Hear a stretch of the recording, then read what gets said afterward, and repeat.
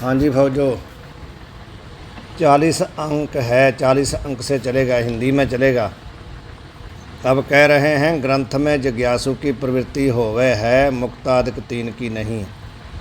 पीछे जो पहला तरंग या द्वितीय तरंग में शुरू में पूर्व पक्षी का चला है, उसने हरेक बात पर शंका की है। पूर्व पक्षी ने कहा कि आपके ग्रंथ में जिज्ञासु की प्रवृत्ति हो नहीं सकती, क्योंकि जो जिज्ञासु है वो संस्कृत के ग्रंथों से उसको बोध हो जाएगा, इसलिए आपके ग्रंथ में जिज्ञासु की प्रवृत्ति नहीं होगी। ऐसी शंकाएं की थी।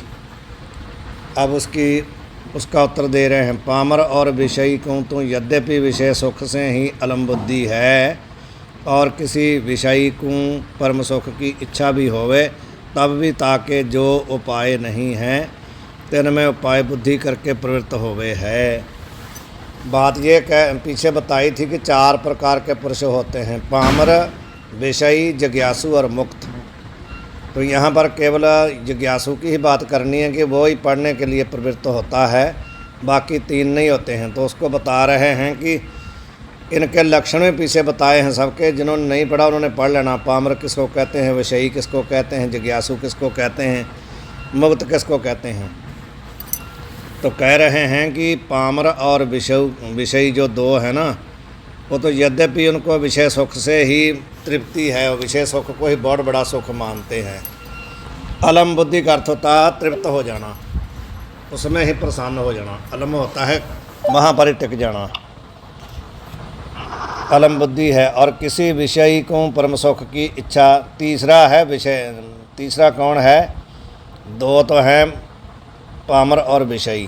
तो पहले दोनों की बात की और कहते उसमें से यदि किसी विषय को परम सुख की इच्छा हो भी जाती है, इस संसार के भोगता हुआ कभी कभी जो विषयी आदमी होता है ना, उसको भी वैराग्य हो जाता है, तो वो चाहता है कि मैं इस संसार से छूट जाऊं। जैसे वाल्मीकि का प्रसंग आता है, वेश्या का आता है। तो कई लोगों के ऐसा हो जाता है, यदि कहते किसी विषय को परम सुख की इच्छा भी होवे, मानो हो भी जाती है, तब भी ताकि जो उपाय नहीं हैं तिन में उपाय बुद्धि करके प्रवृत्त होवे है। फिर वो सुख तो चाहता है कि मैं मुक्त हो जाऊं, पर जो उस मुक्ति के उपाय नहीं ना, भाव जो निषिद्ध कर्म है, प्रवृत्ति उसी की उसमें होती, उसी के द्वारा वो चाहता है कि मैं ये काम करके मुक्त हो जाऊं, इसलिए हो नहीं पाता। वो जो उसके साधन नहीं है, जब उनको करेगा तो प्रसन्न नहीं ना जाएगा वहाँ। कहाँ हैं थे? कहते इसमें कारण क्या है? उपाय का ज्ञान सत्संग और सतशास्त्र के श्रवण से होवे है, सो ताके है नहीं। उपाय मुक्ति के कहाँ से उसका ज्ञान होगा? साधन का, सत्संग से या शास्त्र के श्रवण करने से। तो ना ही तो वो सत्संग में जाता है, ना ही वो शास्त्र सुनता है, तो ये उपाय उसके पास है नहीं। या ते पामर और विषय की सुख प्राप्ति के निमित्त ग्रंथ में प्रवृत्ति होवे नहीं। 2 आदमियों की नहीं हो सकती, पामर की और विषयी की। दुख की निवृत्ति के निमित्त भी दोनों अन्य उपायन ते प्रवृत्त होवे हैं। यदि दुख की निवृत्ति भी चाहते हैं, तब भी जो दुख की निवृत्ति के साधन हैं, दुख की निवृत्ति का साधन तो ज्ञान है ना, तो इसलिए ना तो अनर्थ की निवृत्ति करना चाहेंगे, ना ज्ञान चाहेंगे, तो अन्य और उपाय करते रहेंगे, भाव कर्म में फंसे रहेंगे। निष्काम कर्म करते हो कहेंगे हमारा दुख दूर हो जाए। सब लोगों की ऐसी प्रवृत्ति है ना, जिसको भी दुख होता है वो कहता कि कोई मैं अनुष्ठान करा दूं, कोई पाठ करा दूं, कोई दान कर दूं, तो मेरा दुख दूर हो जाए। तो उससे पीछे कह गए हैं कि कर्म से कभी दुख की निवृत्ति अत्यंत तक नहीं होती है, थोड़ी देर के लिए तो हो जाती है। किसी ने कोई पाठ करा दिया, अनुष्ठान करा दिया, तो महीना 10 दिन उसका दुख हट जाएगा, उसके बाद फिर हो जाएगा। इसलिए कहते हो दूसरे उपाय में लगे रहते हैं। या ते विषयी और पामर ग्रंथ में प्रवृत्त होवे नहीं। ये 2 आदमी इस ग्रंथ में प्रवृत्त नहीं होते। तथापि जिज्ञासु जो पुरुष है, ताकू विषय सुख से अलम बुद्धि होवे नहीं। जो जिज्ञासु होता है विषय सुख से उसकी तृप्ति नहीं होती है, वो आत्म सुख का ग्राहक बन जाता है ना, वो आत्मिक सुख चाहता है। भले उसको संसार के सभी सुख उसके पास हों, तब भी वो उन सुखों से अलम बुद्धि नहीं करता, भाव तृप्त नहीं होता। उसको लगता है कि जो आत्मिक सुख है वही मेरे को मिले, जो नित्य सुख है। किंतु परम सुख की ताकू इच्छा है, वो चाहता है परम सुख। परम सुख क्या है? अपने आत्मस्वरूप की प्राप्ति। और दुख की अत्यंतक करके निवृत्ति की इच्छा है। तो वही यही तो मोक्ष है, पीछे बताया कि परम सुख की प्राप्ति और दुख की अत्यंतक निवृत्ति, ये वो चाहता है। सो परम सुख की प्राप्ति और दुख की अत्यंत निवृत्ति ज्ञान से बिना होवे नहीं, ये नहीं हो सकती बिना ज्ञान के। ऐसा जांकू सत्संग से विवेक है ताकि ग्रंथ में प्रवृत्ति बने हैं। जिसको यह बोध हो गया कि परमानंद की प्राप्ति और दुख की अत्यंतक निवृत्ति जो है ज्ञान से होती है ना, वो इसमें प्रवेश कर जाएगा। मुक्त की प्रवृत्ति भी होवे नहीं, जो पहले मुक्त हो चुका है वो तो कभी नहीं पड़ेगा ना, उसकी प्रवृत्ति होगी नहीं, ना पामर की, ना विषय की, ना मुक्त की, तीनों की नहीं होती। कहाँ हैं थे ज्ञानवान मुक्त कहिए हैं। मुक्त किसको कहते हैं? जो ज्ञानवान है, जिसको ज्ञान प्राप्त हो गया। ज्ञान संसारी नहीं, संसारी ज्ञान को ज्ञान नहीं कहते यहाँ पर। इस वेदांत में अथवा आध्यात्मिक में ब्रह्म ज्ञान जो होता है ना, आत्मिक ज्ञान, उस ज्ञान की बात होती है। वो भी केवल शास्त्र ज्ञान से भी नहीं बात बनती। शास्त्र ज्ञान किसी को हो गया तो मुक्त नहीं माना जाता। शास्त्र ज्ञान तो हमारे को भी है, सब लोगों को है ना शास्त्र ज्ञान, लेकिन हम अपने आप को मुक्त कहाँ कहते हैं? ना हम हैं मुक्त, हमारे को तो शास्त्र ज्ञान है। सो ज्ञानी कृतकृत्य है। कृतकृत्य, कृतकृत्य का अर्थ है कि उसको अब और कुछ करना शेष नहीं है, जो उसने करना था सब कर लिया। कृतकृत्य हो गया भाव, जो करना था उसने कर लिया। ताकू कछू कर्तव्य नहीं, ना ही उसको अभी कोई कर्तव्य है, कोई कर्म करना उसके लिए अभी जरूरी नहीं है। यह वार्ता आगे प्रतिपादन करेंगे। और लीला करके मुक्त प्रवृत्त होवे तो भी मुक्त को ग्रंथ में प्रवृत्ति में कोई प्रयोजन सिद्ध होवे नहीं। मानो उसको ज़रूरत तो नहीं है। यदि वो लीला मात्र या दूसरों को उपदेश करने के लिए किसी के सामने ये ग्रंथ पढ़ने लग जाता है, तो फिर भी उसको कहते हैं इस ग्रंथ के पढ़ने से कोई प्रयोजन उसका कोई नहीं है, केवल वो लीला मात्र कर रहा है, उसको ज़रूरत नहीं है। यहाँ ते मुक्त के निमित्त भी ग्रंथ नहीं। जितने शास्त्र बनाए गए हैं संसार में, जितने भी शास्त्र हैं, भले शास्त्र है या गुरबाणी है, इतिहास है, कुछ भी है, वो केवल जिज्ञासु के लिए है, ना पामर के लिए, ना विषयी के लिए, ना मुक्त के लिए, तीनों के लिए नहीं। शास्त्र केवल जिज्ञासु के लिए होता है। इस रीति से मोक्ष की इच्छावान अधिकारी बने हैं। उसने कहा था भी अधिकारी ही नहीं बनता, तो सिद्ध कर दिया भी अधिकारी बनता है। जिसको संसार के सुख से ऊपर जा कर के आत्मिक सुख की इच्छा है, वो इस ग्रंथ का अधिकारी बन जाएगा। दूसरा, अनुबंध 4 होते हैं ना, अधिकारी, विषय, प्रयोजन और संबंध। तो उसने 4 अनुबंधों का पीछे खंडन किया था पूर्व पक्षी ने भी। चारों ही अनुबंध आपके ग्रंथ के सिद्ध नहीं होते। तो इसमें इस ग्रंथ का विषय क्या है? जीव ब्रह्म की एकता। तो उसने खंडन किया था पीछे भी, हो ही नहीं सकती जीव ब्रह्म की एकता। अब उसका खंडन का मंडन कर रहे हैं। साक्षी ब्रह्म स्वरूप एक नहीं भेद को गंध, राग द्वेष मति के धर्म ता में मानत अंध। उसने कहा था कि उसमें तो भेद है, जब भेद है दोनों में तो एक हो ही नहीं सकते। कौन कौन? जीव और ब्रह्म दोनों भेद है ना दोनों का, तो इसलिए एक नहीं हो सकते। तो ये कहते हैं जो साक्षी है ना, वो ब्रह्म स्वरूप है। एक जीव है, एक साक्षी है, एक ईश्वर है, एक ब्रह्म है। 4 माने जाते हैं ना चेतन, ये भी बात आगे आएगी। 4 प्रकार के आकाश माने जाते हैं, 4 प्रकार के ही चेतन माने जाते हैं। आगे बात आ जानी है।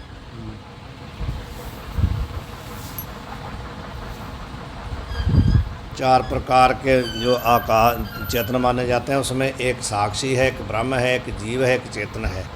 तो जो साक्षी और ब्रह्म है ना, वो तो बिल्कुल निराकार निर्लेप हैं, उनका कोई उपाधि उनके अंदर नहीं है। जीव और ईश्वर में उपाधि है। ये कहते हैं भी साक्षी और ब्रह्म तो दोनों, जो साक्षी और ब्रह्म स्वरूप ही है, साक्षी कोई ब्रह्म से अलग नहीं है। ब्रह्म का ही नाम साक्षी पड़ गया। जो जीव को प्रकाशित करता, अंतःकरण विशिष्ट चेतन को जो अंतःकरण विशिष्ट को जो प्रकाशन करता है, उसको कहते हैं साक्षी। और जो ईश्वर का साक्षी, उसको ब्रह्म कहते हैं। तो ये कहते हैं साक्षी और ब्रह्म दोनों एक हैं, नहीं भेद को गंध। गंध कहते हैं लेश मात्र। साक्षी और ब्रह्म में भेद का लेश मात्र भी नहीं है, भाव भेद है ही नहीं है, थोड़ा बहुत भी नहीं भेद उसमें। राग द्वेष मति के धर्म, तो जो लोग कहते राग द्वेष के द्वारा इनमें भेद मानते हैं ना, वो कहते हैं अज्ञानी है, उनको पता नहीं है। राग और द्वेष किसका धर्म है? मति का। मति से क्या लेना है? बुद्धि, अंतःकरण। मति का अर्थ क्या है? अंतःकरण। राग और द्वेष जो हैं वो क्या हैं? मति के धर्म हैं, भाव अंतःकरण के धर्म है। तामे मान कर, तो इन धर्मों को, तामे का अर्थ है जो साक्षी अथवा ब्रह्म में जो मानते हैं वो अंध। अंध का अर्थ अंधे। अंधे का मतलब अज्ञानी है, उनको मालूम नहीं है।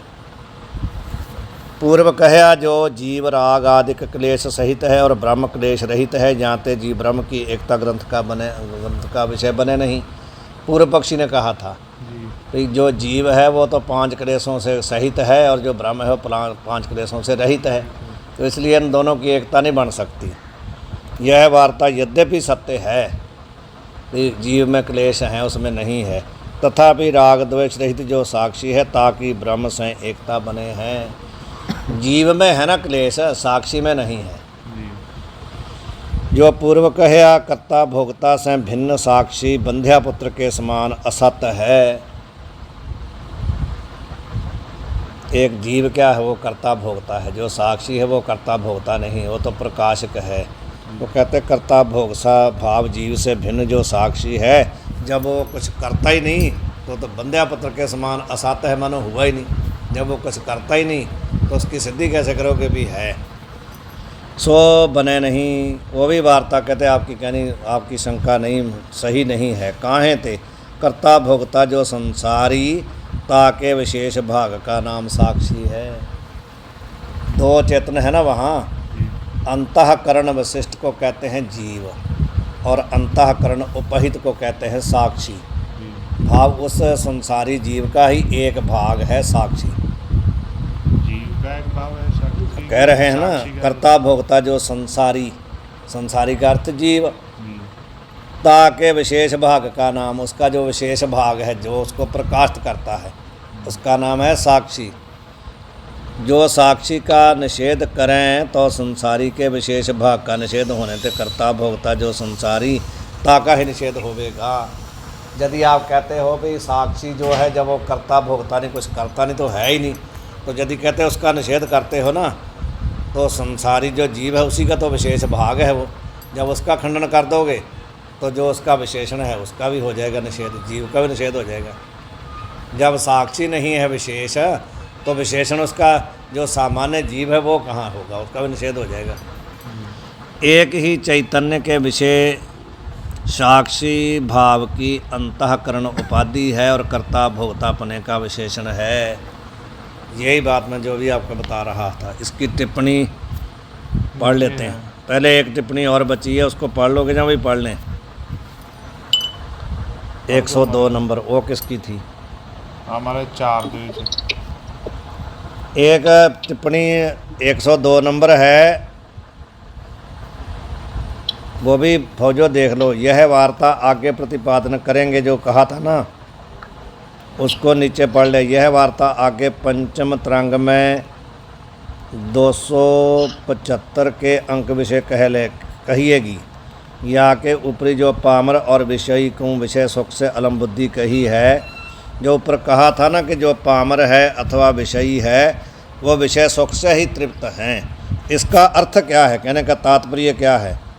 ता का अर्थ संतोष नहीं, संतोष। अलम बुद्धि का अर्थ होता है संतोष। ये कहते हैं यदि कोई ऐसा मानता है कि वो अलम बुद्धि का भाव संतोष अर्थ मानता है तो ऐसा उसका अर्थ नहीं है। काहे थे?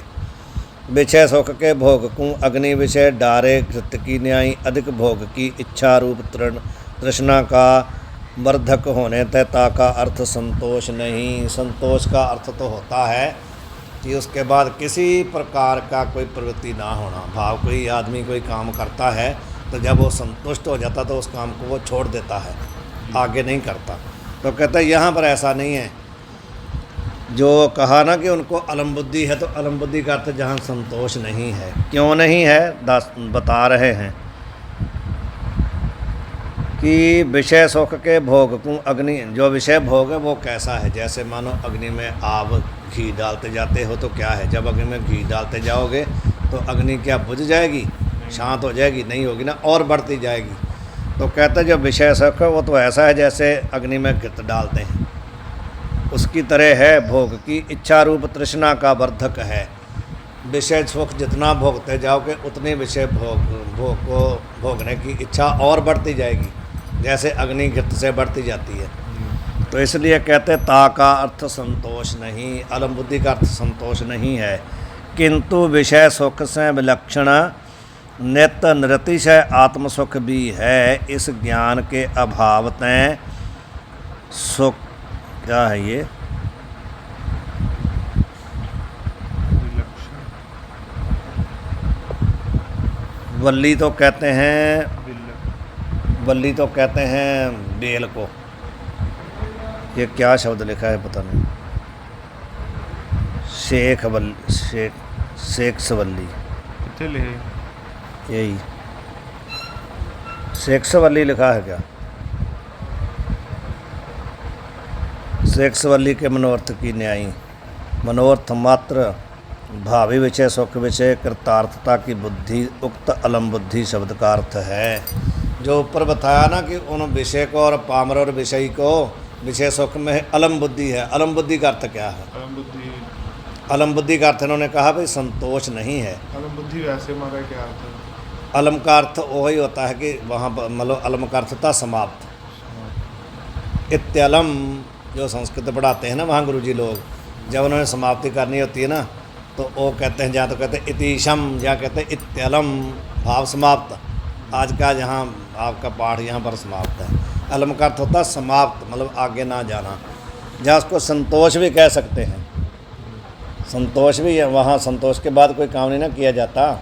तो ये इन्होंने ये कहा कि जो ऊपर कहा है कि वो अलम बुद्धि है, अलम बुद्धि का अर्थ वहाँ पर टिक जाना, समाप्त करना, संतोष करना, अर्थ नहीं है। तो फिर क्या अर्थ है? कह रहे हैं विषय सुख से विलक्षण। एक तो विषय सुख है, एक आत्मिक सुख है। तो जो आत्मिक सुख है वो विलक्षण है ना विषय सुख के। क्यों विलक्षण है? विषय सुख जो है वो अनित्य है, वो थोड़ी देर के लिए है। जब तक विषय है सब तक है। जो आत्मिक सुख है वो सदा के लिए है। कहा उससे विलक्षण क्या? नित्य। एक तो वो सुख नित्य है और निरतिशय भाव, उससे ऊपर कोई सुख नहीं है। आत्मिक सुख भी है। इस ज्ञान के अभाव हैं, ऐसा ना पामर को ज्ञान है ना विषय को ज्ञान है। इस ज्ञान के अभाव हैं। इस ये नहीं शब्द पूरा समझ में आया। सेक्सवल्ली के मनोर्थ की न्यायी, मानो यदि इसको वो लेना,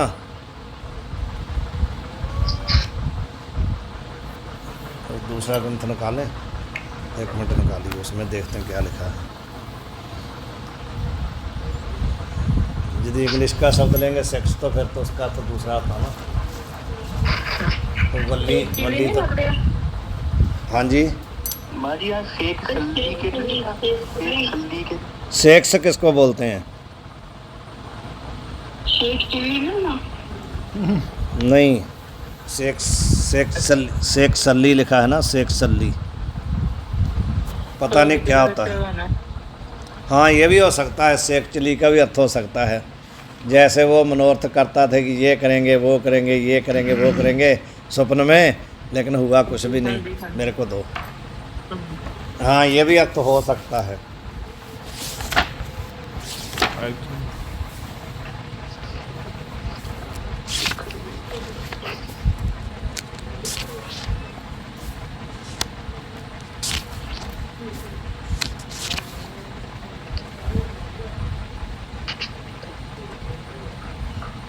हाँ शेख चिल्ली है, इसका अर्थ है शेख चिल्ली। सही बात कही आपने। शेख चिल्ली की आप सब ने कहानी सुनी है ना कि वो मनोरथ करता था स्वप्न में भी, ये होगा वो करेंगे, ये बकरी लेंगे उसका दूध होगा, उसको बेच के भैंस खरीदेंगे, उसके परिवार होगा, ऐसा होगा, सब करता रहा। तो अंत में उसको कुछ भी नहीं प्राप्त हुआ। वही बात करते हैं कि जो विषय सुख है ना उसमें उनकी अलम बुद्धि का अर्थ होता है कि जैसे शेखचरी मनोरथ करता था ना, ये करेंगे वो करेंगे, ऐसे जो पामर और विषयी लोग हैं वो उसी में शेखचरी की मनोरथ की न्यायी, उसी में मनोरथ मात्र में ही उनको सुख मिल जाता है कि बस इतना ही बहुत है। उनके अंदर जो वो भोग भोगते हुए ये भी कहते रहते हैं कि अब तो हम मुक्त हो ही जाएंगे, हमने ये काम कर लिया तो हम मुक्त हो जाएंगे।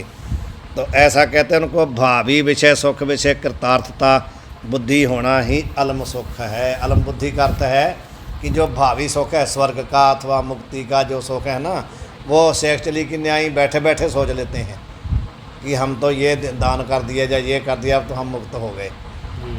जैसे कोई गुरु की दीक्षा ले लेता है ना, तो वो कहता है कि अब तो गुरु वाले हम हो गए, अब तो हम मुक्त हो जाएंगे। तो गुरु की दीक्षा लेने से कोई मुक्त हो जाता है क्या? कभी भी नहीं होता। मानो किसी ने दीक्षा ले ली, किसी धर्म से भी ले ली, तो वो उसी से मतलब जो विषयी होता है, जब पावर होता है ना, जैसे किसी ने मानो अमृति पान कर लिया, कितना भी शराबी हो, कितना भी गंदा हो, वो कहेगा अब तो हम मुक्त हो गए।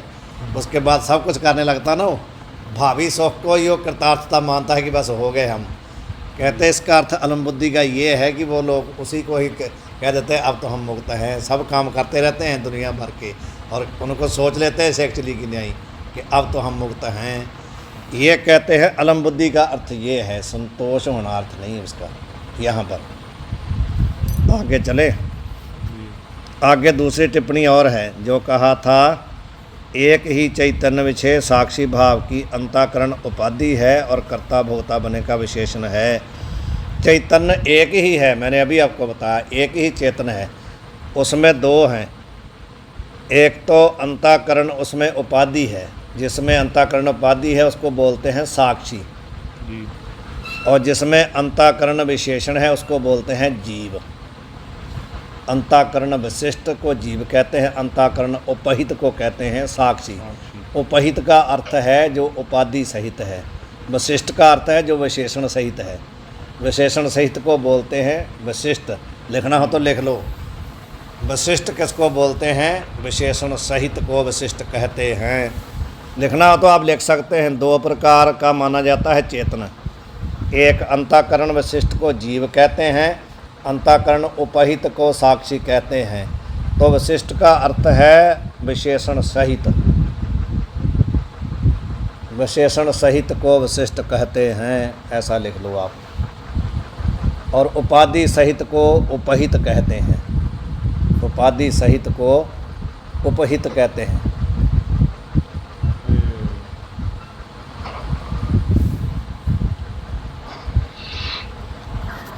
लिख रहे हैं सब लोग, नीचे बता ही रहे हैं, नहीं लिखना तो आगे बता ही रहे हैं। मैंने देखा ही नहीं, मैं तो अपने आप बता रहा था, लेकिन आगे लिखा हुआ है विशेषण सहित विशिष्ट कहिए हैं, उपाधि वाला उपहित कहिए हैं। मैंने उसको देखा नहीं था, मैं तो अपने हिसाब से लिखा रहा था, लेकिन आप आगे लिखा ही हुआ है। उसको और खोल के आप अब बता रहे हैं, उपाधि का और विशेषण का अच्छी तरह बताएंगे कि नहीं तो ऐसा कहने पर भी नहीं पता लगता कि विशेषण सहित का अर्थ क्या है या उपाधि सहित का अर्थ क्या है। उसको खोल के बता रहे हैं। जो वस्तु जितने देश में आप होवे उस देश में स्थित वस्तु को जनावे और आप पृथक रहे सो उपाधि कहिए है। जैसे मानो आकाश है कि नहीं, आकाश,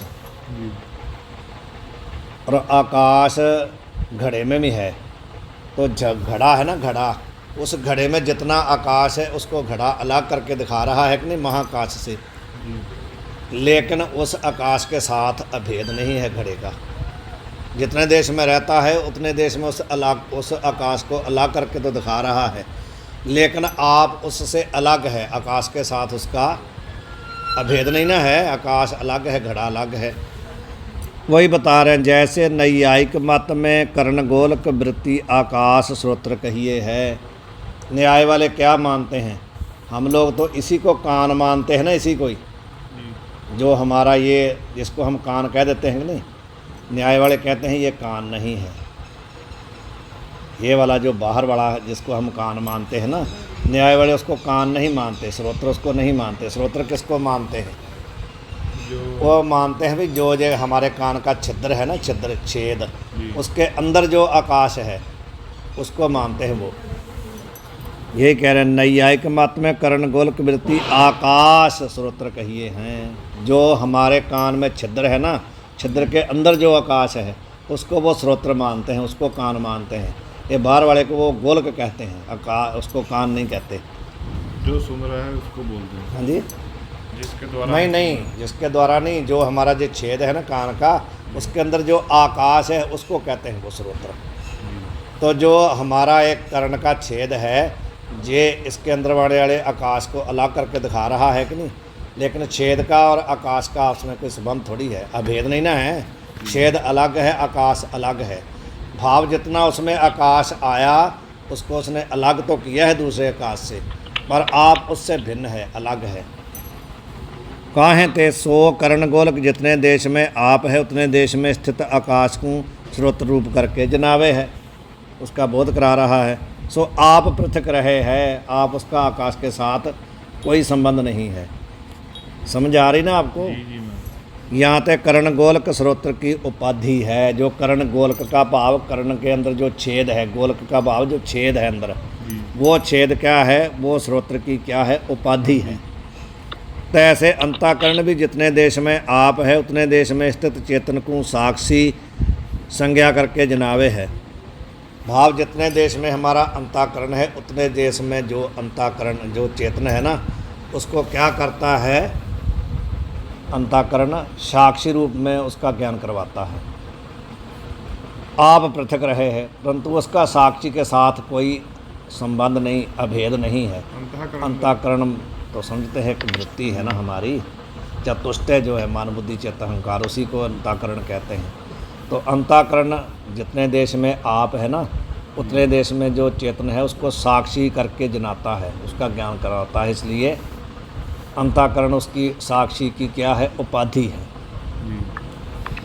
यहाँ पे यह अर्थ सिद्ध हुआ अंतःकरण विषय वृत्ति जो चेतन मात्र सो साक्षी कहिए है। अंतःकरण में जो क्या है, चेतन मात्र है, उसको बोलते हैं साक्षी। अपने सहित वस्तु को जो जनावे सो विशेषण कहिए है। जैसे मैंने आपको पहले बताया था, दो प्रकार के कमल खिले हैं, एक लाल हैं एक पीले हैं। जो लाल रंग है ना वो उस कमल को पीले कमल से अलग करके दिखा रहा है कि नहीं, लाल रंग, पर उसका फूल के साथ अलग नहीं कि फूल अलग है लाल अलग है। जब तक कमल है तभी तक लाल है ना, समझ गए? जैसे घड़ा था जहाँ जैसे कर्ण गोलक थी वो अलग करके तो दिखा रहे थे, लेकिन उनका उनके साथ संबंध मतलब अभेद नहीं था। यहाँ पर ऐसा नहीं है। यहाँ पर जैसे लाल कमल को लाल रंग ने अलग करके दिखाया, लेकिन लाल जो रंग है वो कमल से अलग नहीं ना है। मानो जो लाल रंग है कमल में, वो लाल रंग जो कमल से अलग नहीं है। जब तक कमल है तभी तक रहेगा ना वो। तो जो घड़ा है, घड़ा तो अलग है ना आकाश से, अलग को यानी कि उसका पीला भाव छोड़ना पड़ेगा और उसका नहीं छोड़ना नहीं है, कुछ भी समझना है। इसमें छोड़ने पड़ने वाली कोई बात नहीं है। तभी तो हमारा समझ आएगा। दो बातें इसमें समझनी है कि यहाँ पर दो चीज़ें अलग करके दिखा रही है। उपाधि भी किसी वस्तु को अलग करती है और विशेषण भी अलग करता है। दोनों का फर्क क्या है, समझ गए? उपाधि भी अलग करके दिखाती है, विशेषण भी अलग करके दिखाता है, लेकिन फर्क क्या है दोनों का। जैसे मैंने आपको दृष्टांत दिया, जहाँ इन्होंने दिया कि एक हमारा कान का अंदर छिद्र है, छेद, वो जो छेद है उसके अंदर जो आकाश है ना उसको कहते हैं न्याय वाले श्रोत्र, भाव कान उसको कहते हैं। लेकिन वो जो हमारा जो छिद्र है जो आकाश को अलग करके दिखा रहा है ना बाहर वाले आकाश से, लेकिन फिर भी अलग करके दिखाने के बावजूद भी उसका उसके अंदर रहने वाले आकाश के साथ अभेद नहीं है। अभेद नहीं ना है, वो अलग है, आकाश अलग है। अलग तो कर रहा है लेकिन उसके साथ मिलकर उसको अलग नहीं कर रहा। जो फूल मैं कह रहा हूँ, फूल पर आप ध्यान दीजिए। फूल को लाल ने अलग तो किया पीले से, लेकिन जो लाल है उसका फूल के साथ कोई ये नहीं कि लाल लाल अलग है फूल अलग है, दोनों एक ही है ना। जब तक रहेंगे इकट्ठे ही रहेंगे ना। लाल समाप्त हो गया तो फूल भी नहीं मिलेगा, फूल समाप्त हो गया तो लाल भी नहीं मिलेगा। आकाश का ऐसा नहीं है। आकाश में जो आकाश को अलग करने वाला जो छेद है ना, भले उसमें आकाश रहे भले ना रहे, तब भी वो छिद्र तो रहेगा ना। जिनको मानो नहीं सुन रहा, उनका ऐसा ही कोई गड़बड़ हुआ ना, जी उनके कान मानो, हमारे कान मानो बंद हो गए, आज हमारे कान बंद हो गए। आकाश बीच में नहीं ना है, लेकिन गोलक तो है ना, छिद्र तो है ना। तो इसलिए कहते हैं भी उपाधि का और अंताकरण का इतना फर्क है कि दोनों ही अलग करके दिखाते हैं। जो उपाधि होती है जिसको अलग करती है, उसके साथ अभेद हो करके अलग नहीं करती, जी उससे अलग रह करके उसको अलग करती है। जो विशेषण होता है वो जिसको अलग करके दिखाता है ना, वो उसके साथ अभेद हो करके अलग करके दिखाता है। जैसे लाल रंग ने फूल को अलग किया, जी ये है। नीचे टिप्पणी को देख लो आप। अंतःकरण तो आप भी है, परंतु सोता के विषय वृत्ति कहिए, करण बरतने वाला नहीं। अंतःकरण की वृत्ति ऊपर कहा था ना, अंतःकरण की वृत्ति, जी अंतःकरण विषय वृत्ति जो चेतन मात्र, अंतःकरण में बरतने वाला, समझ गए? वृत्ति का अर्थ है बरतने वाला, जो उसमें रह रहा है। तो अंतःकरण में बरतने वाला तो कहते हैं अंतःकरण भी है ना। जैसे अंतःकरण में चेतन बरत रहा है, अंतःकरण अपने आप में तो बरत रहा है, उसको भी हम अंतःकरण की वृत्ति कह सकते। कहते नहीं, अंतःकरण अंतःकरण में तो है लेकिन वृत्ति नहीं है, उसमें दूसरा जो रहेगा उसको कहेंगे वृत्ति, बरतने वाला। अंतःकरण अपने आप में थोड़ी बरतेगा, अंतःकरण में अंतःकरण नहीं बरतेगा ना, अंतःकरण में कोई दूसरा बरतेगा। भाव ये हमारा कमरा है, इसमें कोई दूसरा आकर रह रहा है, कमरा कहेंगे। कमरा अपने आप में रहता है तो नहीं ना बनेगी बात, कमरे में कोई दूसरा रहता है। उसी प्रकार अंतःकरण में चेतन रहता है, अंतःकरण अंतःकरण में नहीं रहता ना। वही बात बता रहे। चेतन तो चिदाभास भी है, सो चेतन मात्र नहीं। कहते फिर आपने चेतन मात्र क्यों कहा, कि अंतःकरण में बरतने वाला चेतन मात्र क्यों कहा? तो कहते हैं अंतःकरण में दो प्रकार का चेतन है, एक तो चेतन मात्र है और एक चिदाभास है। चिदाभास का अर्थ है जीव, प्रतिबिंब, प्रतिबिंब, समझ गए? उसमें दो रह रहे हैं ना, एक प्रतिबिंब है, एक उसका अधिष्ठान है। ये बहुत गहरी बातें हैं, इतनी जल्दी समझ में आएगी नहीं, इसको इसके ऊपर माथा मारना पड़ेगा तभी आएगी समझ। चेतन मात्र तो ब्रह्म भी है, सो अंतःकरण विषय वृत्ति नहीं। फिर उसका पादकृत कर रहे हैं, पादकृत अलग अलग बता रहे हैं। जो कहा था ना अंतःकरण विषय वृत्ति चेतन मात्र, चेतन मात्र शब्द को खोल रहे हैं। तो यदि आप कहो चेतन मात्र तो फिर बाकी सब कुछ हट जाता है। तो कहते हैं वहाँ पर चेतन तो चिदाभास भी है ना, एक चिदाभास है, एक साक्षी है, एक ब्रह्म है। बताया नहीं मैं अभी आपको? तो कहते हैं कि जो चिदाभास है ना वो चेतन मात्र नहीं है, उसके साथ में लगा हुआ है चिदाभास। तो कहते हैं फिर भास का अर्थ माने जो भास रहा है, आभास, भाव, छाया, कॉपी। आभास का अर्थ क्या होता है? कॉपी, प्रतिबिंब। जय हम कॉपी बोलते थे आजकल, जहाँ छाँ बोल देते हैं किसी की छा, समझ गए? एक हम हैं, एक हमारी छाया है कि नहीं, उसको आभास कहेंगे। वो हमारा क्या है? आभास है। ऐसे ही तो कहते चेतन मात्र तो ब्रह्म भी है, ब्रह्म तो है चेतन मात्र, पर अंतःकरण में नहीं रहता, वो तो सबका अधिष्ठान है ना। यहाँ पे ऊपर लिखा साक्षी का लक्षण निर्दोष है, उसमें कोई किसी प्रकार की व्याप्ति अति व्याप्ति नहीं होती। ये सब है भी उसमें दोष आ जाएगा, तो दोष कोई नहीं है। अब आगे बता रहे हैं, जैसे कुंडल वाला पुरुष आया है, किसी ने बोला कि वो देखो सामने, कहते कुंडल वाला पुरुष आया है, किसी ने बोली ऐसी बात। या स्थान में पुरुष का कुंडल क्या है? विशेषण। पुरुष तो और भी बहुत आ रहे हैं ना, मानो हमारे पास कोई 10 आदमी सामने आ रहे हैं तो हमने कहा वो देखो एक कुंडल वाला आ रहा है, तो वो जो कुंडल है वो उस पुरुष का क्या है? विशेषण है। और भी पुरुष है ना, उसको वो सभी 10 आदमियों से अलग करके कौन दिखा रहा है? कुंडल, जो उसमें कान में पहना है। तो कुंडल उसका क्या है? विशेषण। विशेषण होता हुआ जो कुंडल है उसका उसके साथ कोई अभेद नहीं ना है, कुंडल अलग है, आदमी अलग है। काहें ते अपने सहित पुरुष का आगमन कुंडल जनावे है। अपने सहित क्या बताता है? उस पुरुष को बता रहा है कि मेरे सहित कोई पुरुष आ रहा है। जाते विशेषण है, नील रूपवान घट को मैं देखूं हूँ, या स्थान में भी नील रूप घट का विशेषण है। आपने बोला कि वो सामने नीले रंग का घड़ा पड़ा है, उसको मैं देख रहा हूँ। तो जो नीला रंग है वो क्या है, उस घड़े का क्या है, विशेषण। विशेषण। समझ गए। मैं तो ये दोनों विशेषण हुए ना वाला। कुंडल भी विशेषण है और नील रूप घट का विशेषण है। तैसे अंतःकरण भी कर्ता भोक्ता जो जीव चेतन है ता का विशेषण है। उसी प्रकार जैसे समझ ली ना बात आपने, जैसे उसी प्रकार तैसे कहते अंतःकरण भी क्या है, कर्ता भोक्ता जो जीव चेतन है उसका क्या है, विशेषण। जैसे पुरुष का विशेषण था ना कुंडल, जी जहाँ घट का विशेषण था नील, उसी प्रकार कहते जो कर्ता भोक्ता कौन है, जीव चेतन है ना, अंतःकरण उसका क्या है, विशेषण। काहे ते अंतःकरण सहित चेतन को कर्ता भोक्ता रूप करके अंतःकरण जनावे है। जो अंतःकरण है वो किसका बोध करा रहा है, अपने सहित कर्ता भोक्ता जीव वाला जो जीव चेतन है उसको बता रहा है कि नहीं, अपने सहित भाव उसमें जो चेतन है उसी को मिला के पूरे को जीव कहते हैं ना। जी जो अंतःकरण में आया हुआ है ना प्रतिबिंब रूप में, आभास रूप में, उसी को पूरे को अंतःकरण के सहित जीव कहा जाता है। लेकिन उसको जीव रूप में कौन दिखा रहा है, अंतःकरण अपने सहित दिखा रहा है कि नहीं। जी लेकिन अपने सहित दिखाने के बावजूद भी जो कर्ता भोक्ता वाला चेतन है वो अलग है, अंतःकरण अलग है। दोनों का एक दूसरे के साथ अभेद नहीं ना है। जी यहाँ ते यह सिद्ध हुआ अंतःकरण विषय वृत्ति चेतन और अंतःकरण संसारी कहिए है, या अर्थ को विस्तार से आगे कहेंगे। ठीक है, आगे कहेंगे, बस करिए ना। देख लो। हमारे पेन टिकना नहीं ना तुम्हारा। चलो इतना ही रहने देते हैं फौजो, यहाँ ही रहने दें, इतना ही बहुत है।